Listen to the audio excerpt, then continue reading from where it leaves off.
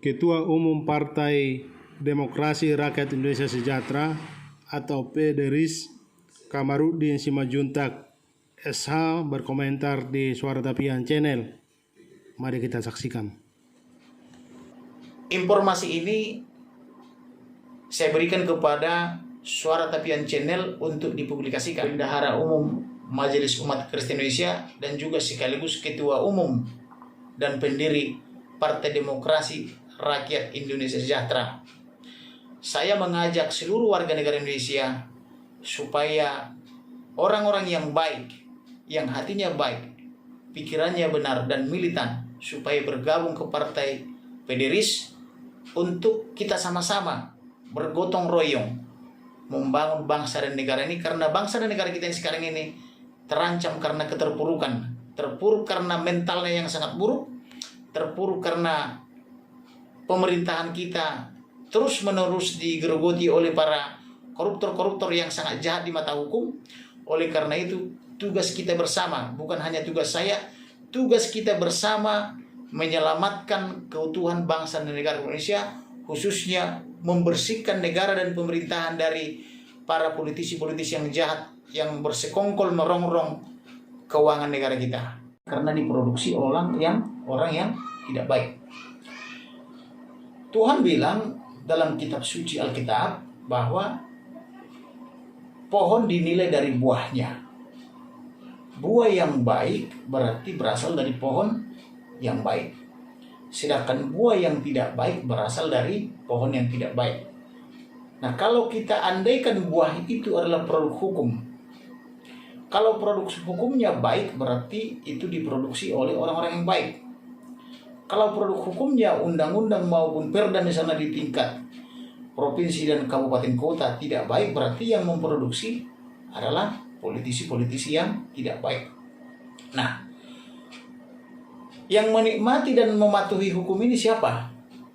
Tentu masyarakat. Masyarakatlah yang akan menanggung segala akibat daripada produk hukum ini. Masyarakat juga yang akan dirugikan apabila ada hukum atau perundang-undangan termasuk perda yang diciptakan oleh politisi, apabila hukum atau produk hukum ini tidak baik. Dan masyarakat juga yang berbahagia apabila hukum atau perundang-undangan ini termasuk perda sangat baik. Nah, itu sebabnya saya bilang tadi, maka sebaiknya orang-orang yang memiliki sumber daya manusia yang baik, yang memiliki hati yang baik, pikiran yang benar dan positif, sebaiknya terjun ke dunia politik. Jadi ini juga semacam otokritik kepada para rohaniawan, khususnya dari gereja ya. Kenapa orang-orang gereja dari sejak saya masih kecil sampai sekarang secara umum bisa dikatakan 90% anti politik, karena menganggap politik itu jahat. Sehingga karena politik itu jahat menurut anggapan orang-orang rohaniawan dan orang-orang gereja, mereka membiarkan bangku politik itu diisi oleh orang-orang yang jahat.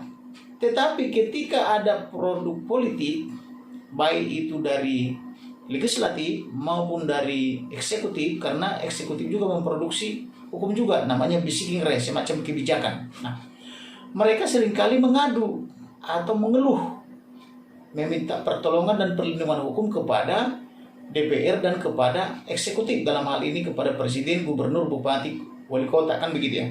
Mereka tidak sadar bahwa mereka para rohaniawan dan orang-orang gereja lah misalnya yang membiarkan semuanya ini kacau, karena mereka orang baik dan benar tidak mau terjun ke dunia politik. Oleh karena itu sudah tidak saatnya lagi kita mengeluh, tapi saatnya kita terjun ke dunia politik, masuk ke misalnya ke PDRIS, mari kita benahi bangsa dan negara ini. Tidak bisa lagi kita hanya unjuk rasa atau berkeluh kesah. Misalnya katakanlah dengan lahirnya misalnya SKB 23 Menteri atau Peraturan Bersama 2 Menteri nomor 9 dan nomor 8 tahun 2006 yang diproduksi oleh Menteri Dalam Negeri dan juga oleh Menteri Agama di era pemerintahan SBY misalnya tahun 2006 ya, di mana syarat untuk berdoa atau memuji Tuhan kita misalnya diperlukan pengguna bangunan gereja itu minimal 90 orang tanda tangan di atas meterai dan minta persetujuan dari 60 orang masyarakat sekitar. Padahal di dalam konstitusi maupun Pancasila sudah diatur bahwa memuji memuliakan Tuhan itu atau beragama itu adalah hak asasi manusia. Tapi bagaimana hak asasi manusia yang sudah diatur oleh Pancasila dan 245 bisa diabaikan atau dikesampingkan oleh peraturan yang sangat rendah yang tidak memiliki kualitas. Tetapi nyatanya peraturan yang sangat rendah yang tidak memiliki kualitas ini dipakai oleh seluruh perangkat-perangkat kepala daerah, mulai dari gubernur hingga kabupaten, wali kota, kota made maksudnya, termasuk camat dan kepala desa, untuk mempersekusi, katakanlah misalnya khususnya umat Kristiani misalnya, mereka tidak boleh beribadah, apabila mereka mengurus izin tidak diberi izin, apabila mereka beribadah dianggap tempatnya ilegal, kan itu kan harus kita benahi. Nah, inilah akibat daripada orang baik dan orang benar tidak mau berpolitik, sehingga orang jahat yang berpolitik dan memproduksi hukum dan perundang-undangan yang sangat jahat. Berarti yang salah adalah kita. Kajiannya secara hukum, kalau kita melakukan kejahatan, kita bisa dihukum, baik di dunia maupun di akhirat. Itu namanya strict liability. Tetapi apabila kita orang baik dan benar, membiarkan terjadinya kejahatan, kita juga sama dengan penjahat itu, namanya vicarious liability. Contoh, di dalam kitab suci dikatakan, ketika kita nanti di akhirat atau di akhir zaman akan diadili, apakah masuk surga atau neraka, malaikat atau Tuhan akan bertanya, mengapa kamu biarkan kejahatan itu terjadi dan tidak kamu tegur? Dan apa jawab kita? Kita orang baik dan benar mau jawab apa atas pertanyaan malaikat atau pertanyaan Tuhan nanti? Maka kita juga patut dimintai pertanggungjawaban karena membiarkan terjadinya kejahatan, padahal kita orang baik dan benar, padahal kita tidak mau bergabung ke partai politik. Nah, kemudian di dunia juga vicarious liability juga adalah suatu bentuk pertanggungjawaban moral. Misalnya, seorang dokter melakukan malpraktik di rumah sakit, dokternya tentu disalahkan secara hukum, tetapi rumah sakit yang mempekerjakan dokter ini juga dihukum, namanya pertanggungjawaban vicarious liability. Atau misalnya kita melihat orang lain memakai atau memperdagangkan narkotika, kita mengetahui tapi tidak melapor kepada polisi, kita juga bisa dimintai pertanggungjawaban hukum, dan kita sama kualitasnya dengan penjahat itu, yaitu pedagang atau pemakai narkoba itu. Nah, kira-kira begitu. Nah, oleh karena itu di dunia politik juga harusnya berlaku. Politisi yang melakukan kejahatan semisal korupsi, maka ketua umum dan pengurus-pengurus partai juga harus dimintai pertanggungjawaban, harus bisa dimintai pertanggungjawaban secara vicarious liability. Karena kenapa? Karena ketua umumlah yang mempekerjakan atau yang menempatkan mereka untuk bekerja di posisi masing-masing, sebagaimana yang pernah dikatakan oleh Ibu Megawati selaku Ketua Umum PDIP, bahwa presiden saja itu adalah utusan atau petugas partai. Jadi kalau petugas partai tidak bertanggung jawab, misalnya apakah itu sebagai presiden, gubernur, menteri, atau bupati wali kota, maka ketua umum partai harus bisa dimintai pertanggungjawaban. Demikian juga rakyat. Rakyat juga yang memilih penjahat atau koruptor-koruptor menjadi pengurus negara ini juga harus dimintai pertanggungjawaban, baik di dunia maupun di akhirat. Nah, itu begitu kira-kira. Nah, kemudian selain daripada politisi itu tadi bertindak sebagai legislator, dia juga memiliki fungsi anggaran. Anggaran itu banyak ketimpangan. Banyak daerah tidak mendapatkan anggaran yang adil. Banyak lembaga, termasuk rakyat, termasuk juga golongan atau keagamaan tertentu yang tidak seimbang mendapatkan anggaran. Misalnya belum lama ini Bapak Presiden Jokowi menyumbang atau membangun kantor Majelis Umat Islam atau MUI, kalau nggak salah informasinya itu sekitar 600 miliar. Bagaimana dengan umat yang lain, Hindu, Buddha, Kristen, Katolik, Konghucu, apakah dibangun juga atau tidak? Kan begitu. Katakanlah misalnya semacam Christian Center misalnya, atau Catholic Center, Buddha Center misalnya, atau misalnya katakanlah untuk organisasi Kristen, Majelis Umat Kristen Indonesia atau MUKI, diperhatikan atau tidak? Diberikan sumbangan yang sama atau tidak? Ini kan salah satu bentuk fungsi politik di bidang anggaran. Mengapa yang lain bisa mendapatkan anggaran, mengapa yang lainnya lagi tidak mendapatkan anggaran? Nah, disinilah fungsi politik. Nah, kenapa tidak bisa mendapatkan anggaran misalnya di luar daripada saudara-saudara kita umat muslim? Karena politisi-politisi orang baik dari, katakanlah dari keagamaan, daripada Kristen, Katolik, Buddha, Hindu misalnya, Konghucu, dia tidak terjun ke dunia politik untuk memperjuangkan anggaran itu. Nah, selain fungsi legislasi dan fungsi anggaran, masih ada fungsi satu lagi, pengawasan. Fungsi pengawasan ini tentu mengawasi kinerja daripada eksekutif maupun yudikatif. Apakah eksekutif sudah melaksanakan anggaran itu dengan baik? Apakah pemerintahan sudah dilaksanakan dengan baik? Dan sebagainya. Kemudian, apakah misalnya hukum dan keadilan sudah berjalan sebagaimana seharusnya menurut hukum acara di pengadilan, atau apakah polisi, jaksa, hakim dan atau advokat masih memperjualbelikan hukum? Itulah fungsi anggaran, yaitu mengontrol supaya berbangsa dan bernegara ini dilaksanakan sesuai dengan hukum dan peraturan. Nah, oleh karena itu orang-orang yang bisa mengawasi tentu adalah orang yang memiliki kemampuan, orang-orang yang hatinya baik, orang-orang yang pikirannya benar dan positif. Nah, kira-kira begitu. Nah, di sisi lain, seburuk apapun hukum dan perundang-undangan yang diproduksi oleh anggota dewan, termasuk itu perda di tingkat provinsi dan kabupaten kota madya, apabila eksekutif selaku pelaksana undang-undang memiliki hati dan pikiran yang baik, maka negara ini masih bisa berjalan dengan baik, walaupun tidak sangat baik.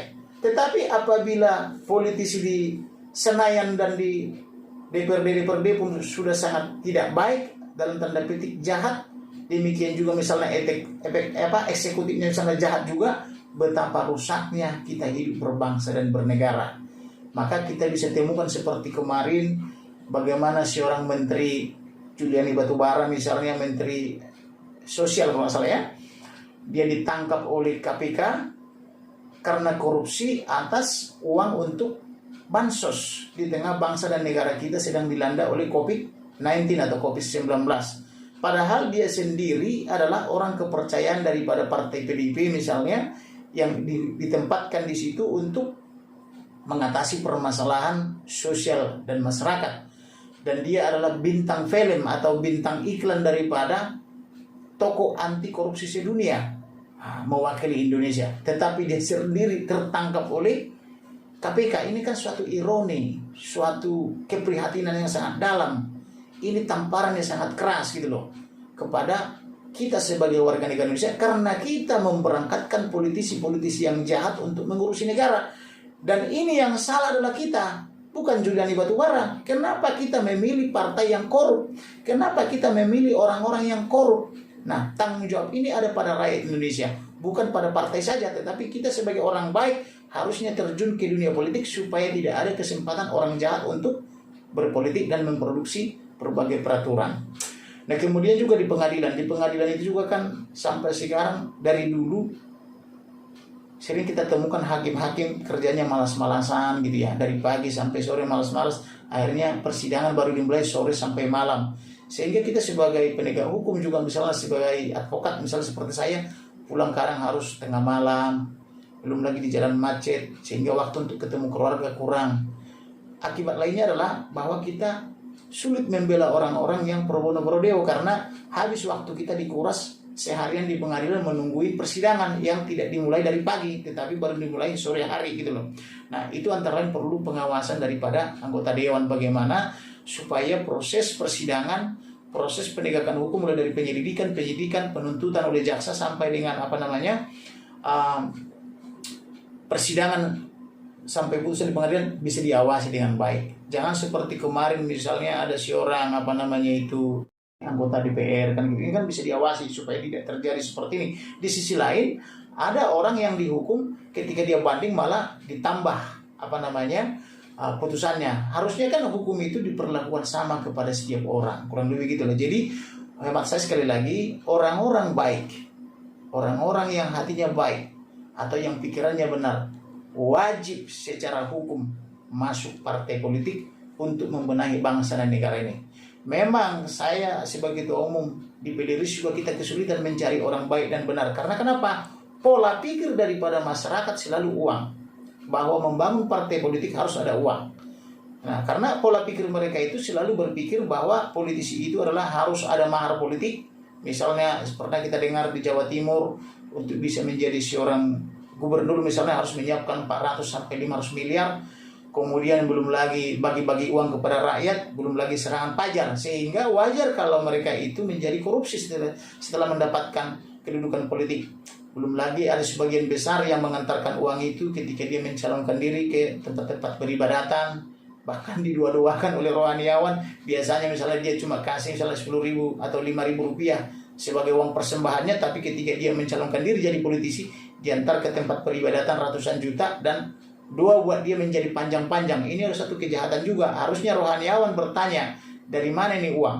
Biasanya kau kasih 10.000 rupiah saja setiap minggu, tiba-tiba kau ngasih 100 juta. Kalau di bank itu namanya KYC atau Know Your Customer. Jadi kalau dia biasanya kasih uang ke bank misalnya untuk disetor di bawah 100 juta, tiba-tiba dia setorannya miliaran, abang itu wajib bertanya. Bank itu bertanya dia, ini uang dari mana? Itu namanya form KYC, Know Your Customer. Nah, harusnya berlaku juga di tempat peribadatan. Kalau ada orang biasa kasih uang persembahan misalnya 5.000, 10.000 misalnya setiap minggu, tiba-tiba dia kasih ratusan juta, itu rohaniawan harus bertanya, uang dari mana?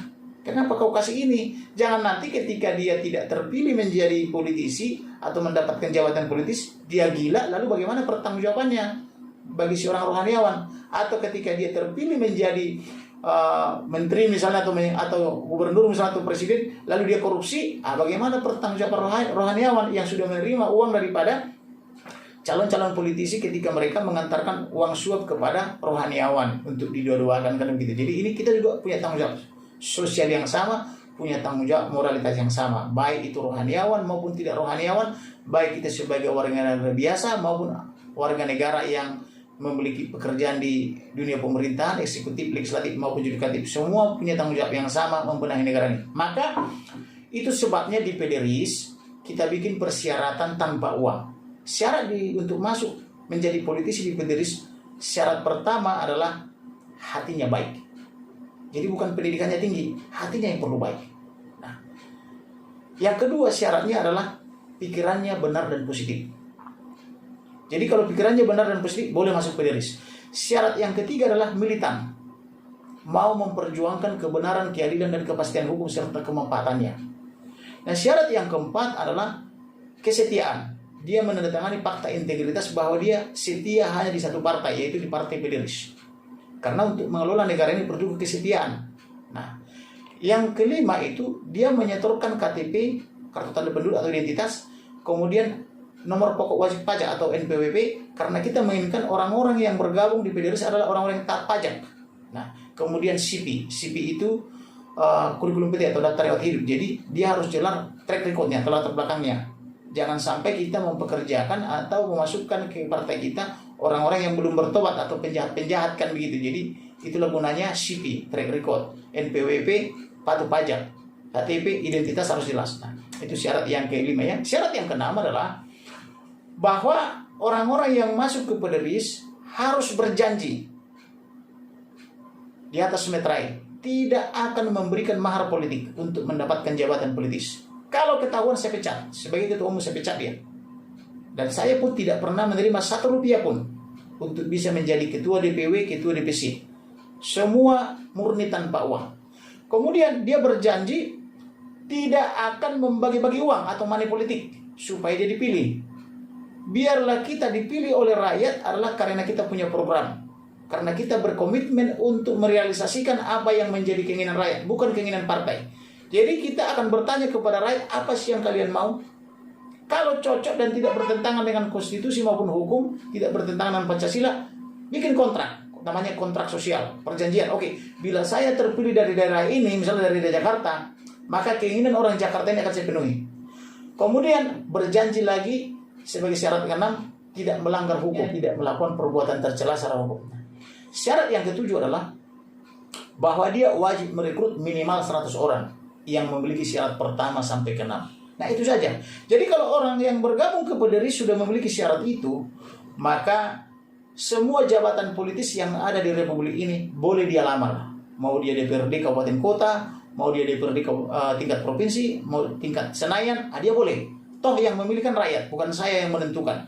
Nah, dan saya berjanji sebagai ketua umum, termasuk sekjen dan pengurus-pengurus DPP maupun DPW, DPC, tidak akan memungut uang 1 rupiah pun sebagai mahar politik. Tidak akan membebani. Dan ketika mereka duduk sebagai sebagai politisi, apakah itu presiden, gubernur, wali kota atau bupati, tidak akan kita potong 1 rupiah pun. Semua gaji mereka 100% harus ditransfer ke istrinya, karena tugas istrilah memelihara uang keluarga. Tidak ada yang mengalir ke ke tempat-tempat maksiat atau ke KPKP misalnya, karena semua ditransfer ke istri. Kalau istrinya sudah menggunakan uang itu dengan baik, sudah diisi pos-posnya, dan ada sedikit tersisa misalnya, boleh disumbangkan ke partai politik, itu pun harus bisa dipertanggungjawabkan dan tercatat dalam laporan, sehingga setiap tahun laporan keuangan partai itu bisa diaudit dan terbuka untuk umum. Jadi tidak ada potongan gaji, sehingga tidak ada alasan bagi politisi yang masuk PDRIS untuk korupsi. Kalau di partai lain kan kenapa korupsi, kan alasannya kan karena dia dibebani untuk mencari uang buat partai. Di partai lain korupsi karena kenapa? Karena gajinya dipotong buat partai, dipotong untuk sayap partai, sehingga yang tinggal sisa sedikit, maka mereka dimaklumi ketika korupsi. Karena kenapa? Karena partai dan sayap-sayap partai atau organisasi sudah ikut menikmati pendapatan dia, sehingga ketika politisi yang lain di partai lain korupsi, itu suatu permaklum atau suatu kewajaran. Nah, di PDRIS tidak boleh. Kira-kira begitu.